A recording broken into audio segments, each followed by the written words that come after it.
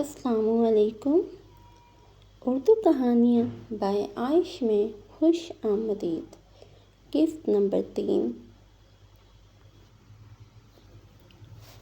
رات کے تقریباً 11 بج رہے تھے۔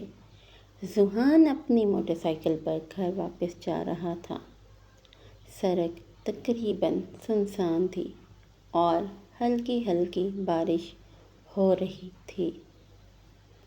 اچانک اسے محسوس ہوا کہ ایک کالی گاڑی کافی دیر سے اس کا پیچھا کر رہی ہے۔ اس نے رفتار تیز کی مگر گاڑی بھی تیزی سے اس کے پیچھے آنے لگی۔ یہ کون ہو سکتا ہے؟ ذوحان نے خود سے کہا۔ چند لمحوں بعد گاڑی اچانک اس کے بالکل قریب آ گئی۔ ذوحان نے موٹر سائیکل سنبھالنے کی کوشش کی مگر گاڑی نے اسے ٹکر مار دی۔ موٹر سائیکل سڑک پر پھسل گئی۔ ذوحان کئی فٹ دور جا گرا۔ اس کے ماتھے سے خون بہنے لگا۔ گاڑی چند لمحوں کے لیے رکی۔ ایک نقاب پوش شخص نیچے اترا۔ وہ ذوحان کے قریب آیا اور آہستہ سے بولا، یہ تو صرف وارننگ ہے۔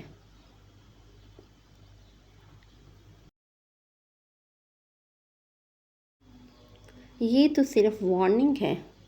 اگلی بار زندہ نہیں بچو گے۔ یہ کہہ کر وہ دوبارہ گاڑی میں بیٹھا اور اندھیرے میں غائب ہو گیا۔ اسی وقت شبرا اپنے کمرے میں بے چین بیٹھی تھی۔ اچانک اس کا دل زور زور سے دھڑکنے لگا۔ ایسا لگ رہا تھا جیسے کسی اپنے پر کوئی مصیبت آ گئی ہو۔ اسی لمحے اس کا فون بجا۔ نامعلوم نمبر تھا۔ اس نے فون اٹھایا۔ دوسری طرف وہی بھاری آواز گونجی۔ میں نے کہا تھا نا ذوحان کو اپنے قریب مت آنے دینا۔ شبرا کے ہاتھ کانپنے لگے۔ تم نے اس کے ساتھ کیا کیا؟ آواز ہنسنے لگی۔ اگر اسے بچانا چاہتی ہو تو ہمیشہ کے لیے اس کی زندگی سے چلی جاؤ۔ فون بند ہو گیا۔ شبرا ایک لمحے بھی رکے بغیر گھر سے نکل گئی۔ بارش تیز ہو چکی تھی۔ وہ سڑکوں پر دوڑتی ہوئی ذوحان کو تلاش کرنے لگی۔ کچھ دور لوگوں کا ہجوم نظر آیا۔ وہ قریب پہنچی تو اس کے قدم رک گئے۔ ذوحان سڑک پر زخمی حالت میں پڑا تھا۔ اس کی آنکھیں آدھی بند تھیں۔ شبرا کی آنکھوں سے آنسو برسنے لگے۔ وہ اس کے قریب بیٹھی اور کانپتی آواز میں بولی، ذوحان آنکھیں کھولو پلیز۔ ذوحان نے بڑی مشکل سے آنکھیں کھولیں۔ اس نے شبرا کو دیکھا اور کمزور سی مسکراہٹ دی۔ تم آ گئی۔ شبرا روتے ہوئے بولی، یہ سب میری وجہ سے ہوا ہے۔ ذوحان نے بامشکل اپنا ہاتھ اٹھایا۔ نہیں، تم خود کو قصوروار مت سمجھو۔ میں نے کہا تھا نا، میں تمہیں کبھی اکیلا نہیں چھوڑوں گا۔ یہ سنتے ہی شبرا کے آنسو اور تیز ہو گئے۔ پہلی بار اسے احساس ہوا کہ وہ ذوحان کو کھونے سے ڈرنے لگی ہے۔ ایمبولینس ذوحان کو ہسپتال لے گئی۔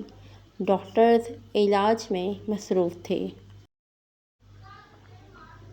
شبرا ہسپتال کے باہر مسلسل دعا کر رہی تھی۔ ذوحان کی امی بھی پہنچ گئیں۔ انہوں نے شبرا کو روتے دیکھا تو نرمی سے پوچھا، بیٹا تم کون ہو؟ شبرا نے نظریں جھکا لیں۔ میں صرف ایک دوست ہوں۔ لیکن اس کے دل نے پہلی بار کہا، نہیں، وہ صرف دوست نہیں رہا۔ اسی دوران ہسپتال کی چھت پر کھڑا وہ نامعلوم شخص دور سے سب کچھ دیکھ رہا تھا۔ اس نے موبائل نکالا اور کسی کو فون کیا۔ پہلا مرحلہ مکمل ہو گیا۔ دوسری طرف سے آواز آئی، اور اگلا مرحلہ؟ اس شخص کے ہونٹوں پر خطرناک مسکراہٹ پھیل گئی۔ اب شبرا کو اس کا اصل ماضی یاد دلانے کا وقت آ گیا ہے۔ اس نے فون بند کیا، پھر جیب سے ایک پرانی تصویر نکالی۔ تصویر میں ایک چھوٹی بچی شبرا اور اس کے ساتھ ایک لڑکا کھڑا تھا جس کا چہرہ آدھا پھٹا ہوا تھا۔ اس شخص نے تصویر کو دیکھ کر کہا، تم مجھے بھول گئی ہو شبرا، لیکن میں تمہیں کبھی نہیں بھولا۔ قسط نمبر 3 ختم۔